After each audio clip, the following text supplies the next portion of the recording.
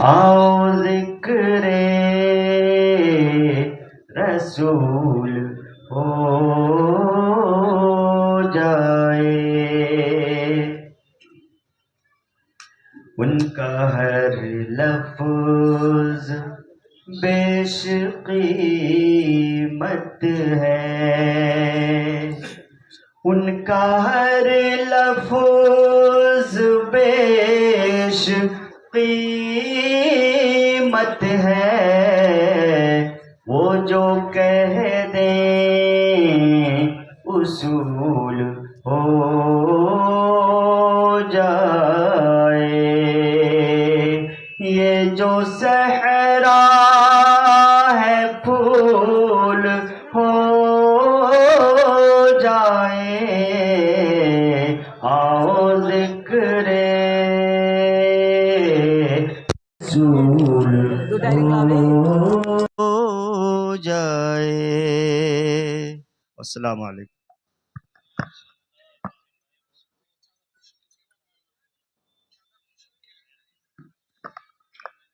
इंशाअल्लाह हज़रत मौलाना इब्राहिम सज्जाद तैमी हफ़िज़हुल्लाह प्रिंसिपल मदरसा सिराजुल उलूम गिरवा के ज़बानी सलफ़ के तर्ज पे नज़्म को आपने समात फरमाया। अब चादर पोशी का अमल शुरू होने वाला है, इसलिए जनाब हज़रत मौलाना इकबाल अहमद नज़ीरी साहब जो इस दोनों मदरसे के डायरेक्टर हैं, मैं उनसे गुजारिश करता हूँ कि आप आएँ। हज़रत मौलाना जर्जीत साहब चतुर्वेदी इटावा यूपी को चादर पोशी करें, साथ में का एक कैलेंडर भी दे।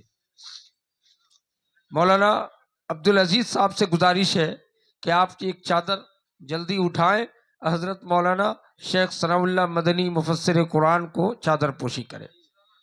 डॉक्टर नसीम अख्तर साहब हफिज़हुल्लाह से गुजारिश है कि आप तशरीफ़ लाएं और मौलाना अबुल कलाम सल्फी को चादर पोशी करें।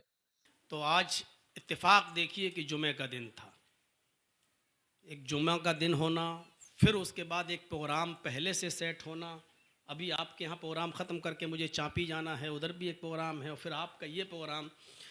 तो आज का दिन बड़ी मसरूफ़ियत का दिन रहा, और जुमे के दिन की बरकत ज़रूर इंशाअल्लाह आपको भी मिली होगी और मिलेगी। हम अल्लाह से दुआ करते हैं कि अल्लाह आलमीन हमें इस मुबारक दिन की बरकतों से हमकिनार फरमाए। कुरान करीम की जो आयत मैंने आपके सामने पढ़ी है, उसी के ताल्लुक़ से कुछ बातें मुझे आपके सामने रखनी है। बहुत लंबी चौड़ी तकरीर नहीं होगी और तकरीर का ये वक्त भी नहीं है। जो ज़रूरत है उसी के पेश नज़र कुछ बातें मुझे आपके सामने रखनी है। आप इस बात का अंदाज़ा लगाइए कि गारे हिरा में रमज़ान के महीने में लैलतुल क़द्र में नबी अकरम पर जो सबसे पहली कुरान की आयतें नाजिल हो रही हैं, उसका ताल्लुक़ इल्म से है। इससे आप अंदाज़ा लगा सकते हैं कि इल्म की अहमियत क्या है। इक़रा बिस्म रब्बिकल्लज़ी खलक़, पढ़िए उस रब के नाम से, और पढ़ने का हुक्म उसको दिया जा रहा है जिसने कभी किसी के सामने ज़ानुए तलम्मुस तह नहीं किया, किसी का शागिर्द नहीं रहा, जो उम्मी है। माँ के पेट से पैदा होने के बाद बच्चा जिस तरीके से अनपढ़ होता है, मुहम्मदुर रसूलुल्लाह सल्लल्लाहु अलैहि वसल्लम बिल्कुल उसी तरीके से हैं। किसी ने ABCD नहीं पढ़ाई, छोटा आ बड़ा आ नहीं पढ़ाया, किसी के सामने ज़ानुए तलम्मुस तह नहीं किया। बुखारी किताब बदिल वही के अल्फाज अगर आप देखें तो जिब्राईल आए और कहा इक़रा या मोहम्मद, आए मोहम्मद पढ़ो।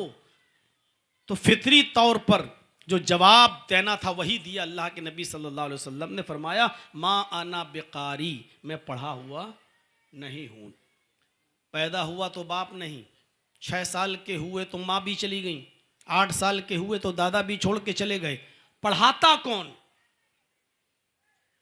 और मक्के की तारीख पर अगर आप नज़र डालें तो जिस वक्त मोहम्मद इब्ने अब्दुल्ला अपने माँ के पेट से बाहर आए, उस वक्त पूरे मक्के के अंदर सिर्फ 17 या 18 आदमी पढ़ना और लिखना जानते थे। बस ये अरबों का मिजाज था।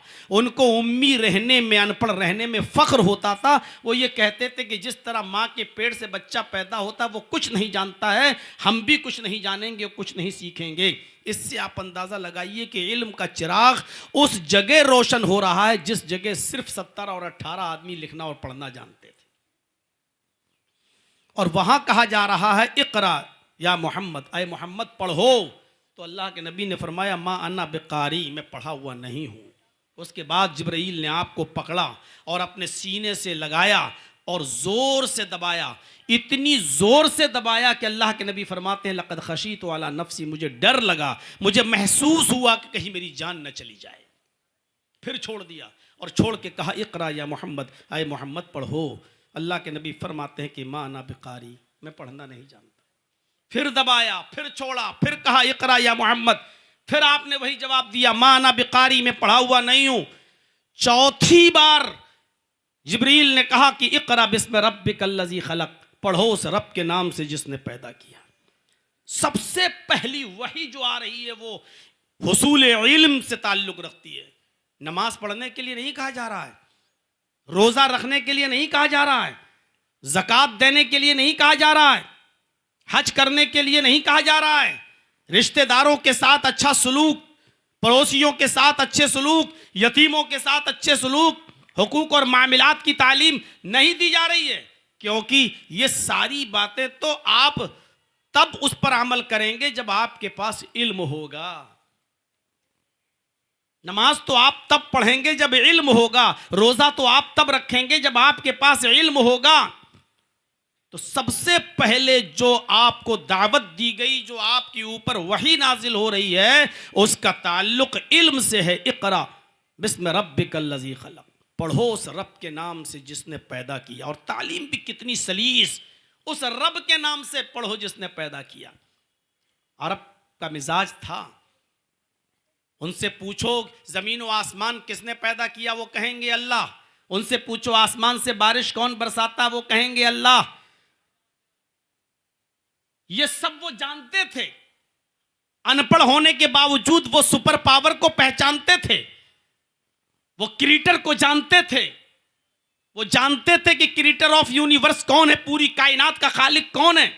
वो ये भी जानते थे कि एक छोटी सी सुई और माचिस का खोखला भी जब बगैर किसी बनाने वाले के वजूद में नहीं आ सकता है, तो इतनी बड़ी जमीन, इतना बड़ा आसमान, ये चांद, ये सितारे, ये सूरज, ये सैयारे, ये कहकशाएं, ये बगैर किसी बनाने वाले के कैसे वजूद में आ सकता है, ये वो अच्छी तरीके से जानते थे। इसलिए कहा जा रहा पढ़ो उस रब के नाम से जिसने पैदा किया। कुरान करीम की चंद आयतें पढ़कर एक हिंदू डॉक्टर इस्लाम ले आया। लक़द खलक़नल इंसान मिन सुलालतिम मिन तीन थुम्मा जअलनाहु नुत्फतन फी क़रारिम मकीन थुम्मा खलक़नन नुत्फता अलक़तन फ़खलक़नल अलक़ता मुज़ग़तन फ़खलक़नल मुज़ग़ता इज़ामन फ़कसौनल इज़ाम लहमा। कुरान की ये आयतें पढ़कर भोपाल का डॉक्टर शिव शक्ति स्वरूप, जो MBBS MS डॉक्टर था, 28 साल 29 साल पहले कुरान की इन आयतों का तर्जमा पढ़ता है और कहता है कि ये कुरान आसमानी किताब है। 1400 साल पहले जब साइंस ने इतनी तरक्की नहीं की थी, तो मोहम्मदुर रसूलुल्लाह को ये बातें किसने बता दी? हमने इंसान को मिट्टी के खुलासे से पैदा किया। लक़द खलक़नल इंसान मिन सुलालतिम मिन तीन, मिट्टी के खुलासे से पैदा किया।